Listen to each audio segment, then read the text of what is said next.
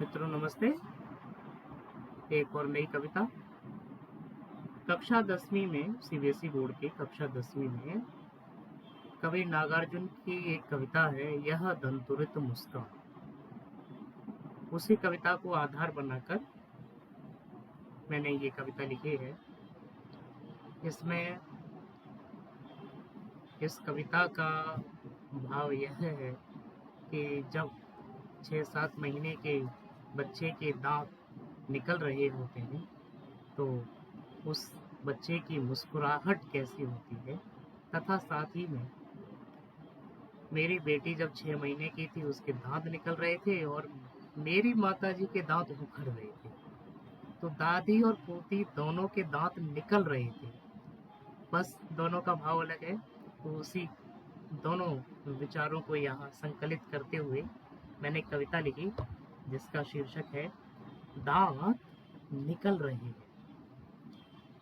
मेरी माँ और मेरी बेटी दोनों में एक है समानता, दादी पोती दोनों के एक साथ दांत निकल रहे हैं।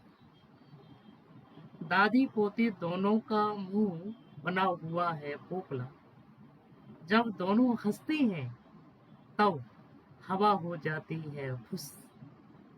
माँ की दंत विहीन और बेटी की दंतुरित मुस्कान, माँ की दंत विहीन और बेटी की दंतुरित मुस्कान, दोनों की मुस्कान से परिवार में आती है नई जान।